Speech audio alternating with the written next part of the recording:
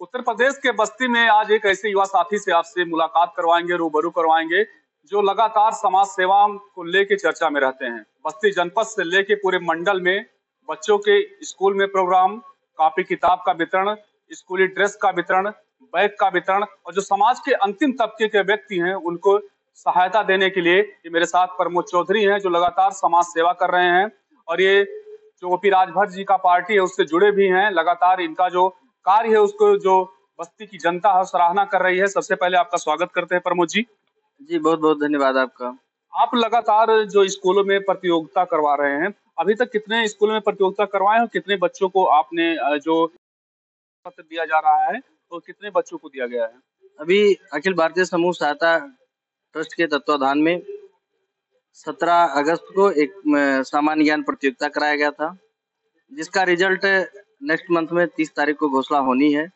Copy का जांच प्रक्रिया शुरू है। जो हमारा उद्देश्य था वो विकास खंड पहला कार्यक्रम था सामान्य ज्ञान का। पूरे विकास खंड सल्टोवा विकास खंड के बच्चे उसमें तब विभिन्न विद्यालयों से शामिल हुए थे और लगभग 700 दिया था। हम लोगों का जो उद्देश्य था एग्जाम का कि बच्चों के अंदर एक भय होता है। कक्षा 6 से 12 तक के बच्चे उसमें भाग लेते। जब शुरुआत में बच्चे को एग्जामिनेशन के लिए जाते हैं तो उनके मन में एक बहुत डर होता है, जाएंगे तो कॉपी किस तरीके से आएगी, पेपर, वहाँ की जांच प्रक्रिया। उस भय को निकालने के लिए हम लोगों ने एग्जामिनेशन कराया। मुझे लगता है इस प्रकार से एग्जामिनेशन अगर 4 से 5 एग्जाम में प्रतियोगिता में अगर बच्चा बैठ गया तो पूरे भारतवर्ष में नहीं पूरे विश्व में कहीं पे भी जाएगा वो छात्र या छात्रा, तो उसे भय नहीं लगेगा एग्जाम देने में। अभी तक कितने विद्यालय पे आपने प्रतियोगिता करवाई है और कितने बच्चों को आपने प्रमाण पत्र दिया है? जो जो आप वितरण करते हैं अभी से जो वीडियो चल रहा है सोशल मीडिया पे लगातार, उसको देख रहे हैं, बैग हो गया, जूता हो गया, पेंसिल हो गया, इसको वितरण करने का क्या उद्देश्य है? शिक्षा, चूंकि बाबा साहब ने कहा था कि शिक्षा वह शेरनी का दूध है जो पिएगा वही दहाड़ेगा, तो मुझे लगता है कि हम लोग भी तमाम आभाव में जिए हैं। तो अगर बच्चों को चुनावी जुमले में तमाम सारी चीज, आदमी शराब बांटता है, कुछ बांटता है, लेकिन हम लोगों का जो उद्देश्य है शिक्षा का ग्राफ बढ़ेगा। अगर हमारा बस्ती पढ़ेगा तो बस्ती बढ़ेगा। अगर बच्चों को शिक्षा में सहयोग के लिए जूता दे दिया जा रहा है, मोजा, बैग, तो बच्चे आराम से उनका जो भी 400-500-600 की लागत है वो अभिभावक को आसानी होगा बच्चों को पढ़ाने में। जो समाज के अंतिम तबके के लोग हैं, लगातार आप उनको जो ब्लड डोनेट का मामला हो जाता है तो आप कराते हैं, या जो कोई ऐसी घटनाएं होती हैं तो आप बढ़ चढ़ के हिस्सा लेते हैं। क्या इसको राजनीति के जरिए कर रहे हैं कि ये आपका जो अंतर आत्मा है उसके जरिए कर रहे हैं? नहीं, राजनीति में जब मैं नहीं जुड़ा था, मैं 22 बार ब्लड डोनेट कर चुका हूँ। नहर के लिए हमने आंदोलन किया, तब भी मैं राजनीति से बहुत मतलब नहीं था। इसके पहले भी ब्लड डोनेट करता था, तब भी नहीं कोई मतलब था।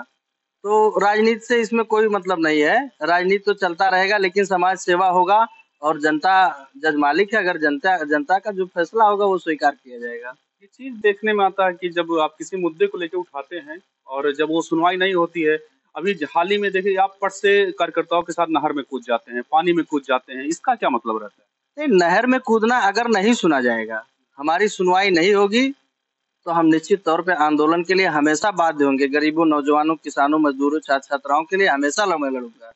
तो आप जिस सरकार में आप यहाँ एक अच्छे पद पे हैं, जिला लेवल के आपके पास पद है, और आपके जो नेता हैं वो मंत्री हैं, उसके बावजूद भी सुनवाई नहीं हो रही है। नहीं, ये जो अधिकारी हैं, अधिकारी भ्रष्ट हैं।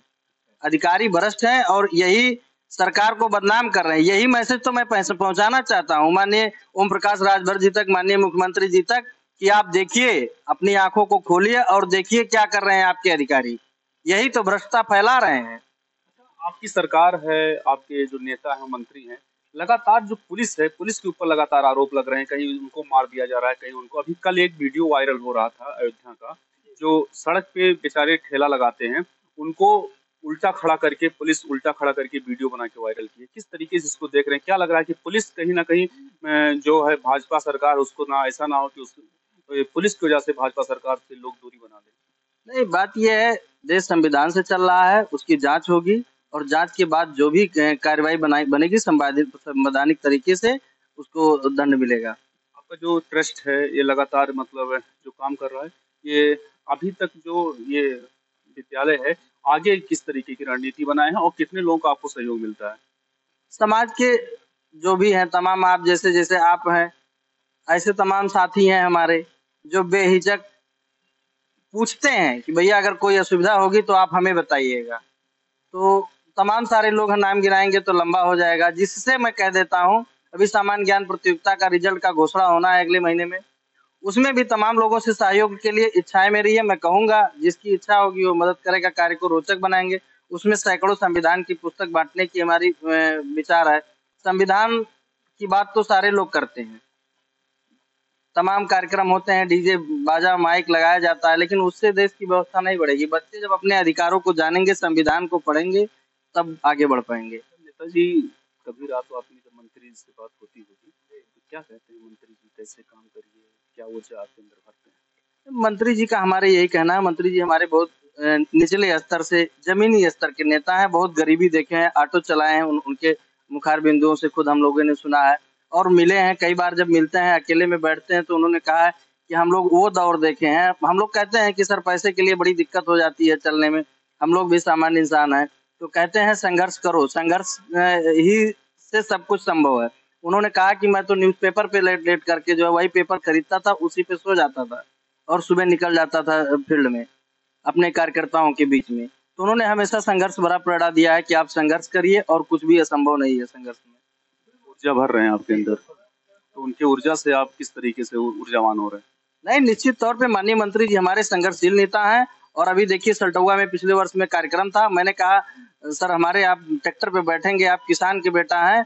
अभी देखिए उन्होंने ट्रैक्टर पे बैठ के हमारे साथ में यात्रा किया है। कैबिनेट मंत्री होते हुए एक छोटा सा कार्यकर्ता हूँ, लेकिन कभी इन्होंने नहीं सोचा कि ट्रैक्टर पे बैठेंगे मुझे शर्म लगेगी। अपने कार्यकर्ता के सम्मान में तुरंत ट्रैक्टर पे वो बैठ लिए। मंत्री जी आपके एक चीज में बहुत चर्चा में रहते हैं, जो बयान देते हैं, कभी कभी ऐसा बयान दे देते हैं कि बयान देके खुद फंस जाते हैं। भाई वो उनका निजी मामला है, स्टेटमेंट उनके हैं। मंत्री जी वो अपने हिसाब से स्टेटमेंट देते हैं और जो स्टेटमेंट होता है उसकी वो प्रतिक्रिया देते हैं।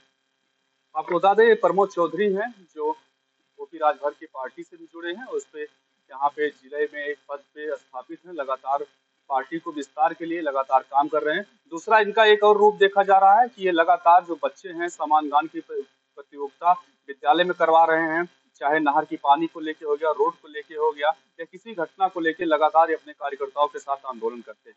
ये बात सही है कि अगर भगवान ने आपको साहस से भरपूर किया है, आपके पास पैसा है, धन है, प्रबल है, तो आपको लोग गरीबों को या समाज के अंतिम व्यक्ति का मदद करना चाहिए। तो जो प्रमोद चौधरी जी लगातार जिले में कर रहे हैं, इन्होंने अपनी कम समय में एक अलग पहचान बनाई और इनके जो फॉलोअर्स हैं, इनके जो चाहने वाले हैं, लगातार इनके साथ हैं, लगातार इनसे जुड़ते जा रहे हैं। तो कहीं ना कहीं जो ये मेहनत कर रहे हैं, जो समाज सेवा कर रहे हैं, उसका फायदा इनको मिल रहा है। आगे देखना है किस तरीके से जो ये समाज सेवा कर रहे हैं और इसको कितना बढ़ चढ़ के ये समाज के आगे परोस पा रहे हैं और किस तरीके से करेंगे। इंडिया लाइव न्यूज के लिए बस्ती से हेमंत पांडे।